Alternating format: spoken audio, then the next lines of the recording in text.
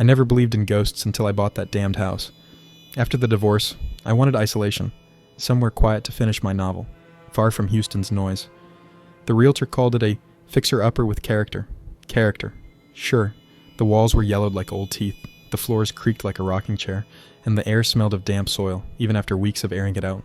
The first night, I chalked the whispers up to exhaustion, but by the third evening, I couldn't deny it. Voices seeped through the plaster. A man's growl, "You'll ruin us." A woman sobbing, "Please, not the children." Then, faintest of all, a little girl singing, "Ring Around the Rosie." I tore through the house, checking windows, vents, even the cellar. Nothing. The neighbor, Mrs. Harlow, brought over a pecan pie a week later. When I mentioned the voices, her smile froze. "The Mercers lived here back in the 20s, she said, avoiding my eyes. Tragedy, that was. Best not to dwell. That night, I pried up a loose floorboard near the hearth and found the newspaper. The headline screamed, "Family of 3, dead in murder-suicide. Father blamed voices in the walls." The article detailed how Carl Mercer shot his wife and daughter before hanging himself in the upstairs closet. The date, October 31st, 1927. The whispers sharpened after that. They guided me to that closet, its door warped shut by time. When I finally broke the lock, dust rained down like ash. Inside hung a frayed noose, swaying gently despite the still air. Beneath it sat a porcelain doll, one eye cracked, its dress stained with something dark. That's when the shadows appeared. A gaunt man in suspenders, a woman in a bloodied nightgown, a girl clutching the doll. They didn't speak, just stared, their faces twisted in sorrow.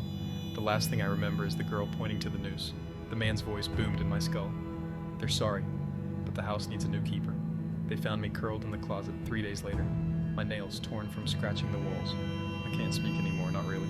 But sometimes, when the moon is high, I hear myself whispering their words to the new owners. "Stay, just stay."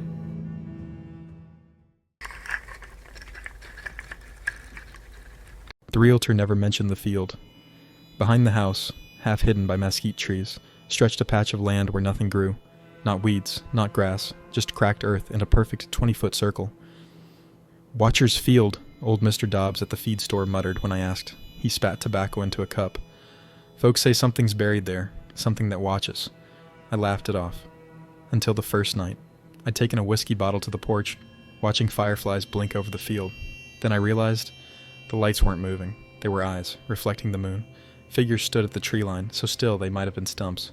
I grabbed my rifle and marched out, but found nothing. The next evening, they returned. Closer. Now, at the edge of the field. I snapped photos, just shadows in the grainy flash. But when I developed them, the figures were clearer. Tall, skeletal, their faces smooth as eggs save for those glowing eyes. Day 4, I dug into the field. The soil was ice cold, even in the Texas heat. 6 feet down, my shovel struck metal. A bell, crusted with rust. Beneath it lay bones, small ones, a child's. That night, they surrounded the house. Dozens of them, eyes smoldering like coals. The bell on my kitchen table began to toll, though no one touched it. I barricaded myself in the attic, but the door shook as the bell's clangs turned deafening. Through the window I saw them pressed against the glass, their mouths slit wide, soundless screams peeling the air. The police found the house empty, my journal splayed open on the desk. The last page is written in something red. They've been waiting. The field isn't a grave, it's a door, and I'm the key. Sometimes, in dreams, I'm back there. The bell rings, and I wake up tasting dirt, my hands clawing at the soil as those eyes blink beneath my skin.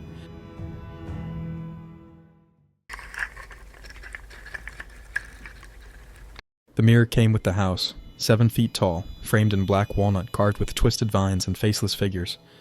"Victorian antique," the realtor said. "Worth a fortune." But it made my skin crawl. My reflection looked hungry. Then the nightmares began. I'd wake up gasping, convinced something was pressing against the mirror from the other side. One morning, I found my pajamas caked in dust, my feet bleeding. Security footage showed me sleepwalking to the mirror at 3:07 a.m. every night, tracing the glass with my fingertips. In the attic, I found a box of letters. Martha Weston, 1901. The mirror is alive. It drinks your breath while you sleep. Emmett Doyle, 1933. I see her in there now, the woman with my face, but sharper. She's teaching me to scream. My hands shook as I read the final note, unsigned. "Break it, and you'll see. We're all in here, waiting." The next night, I chained myself to the bed. It didn't matter. I woke nose to nose with my reflection. Grinning, its eyes were black holes. "Let me out," it mouthed. I shattered the mirror with a fireplace poker. but the shards twitched like insects, reforming. Now it stands in my living room.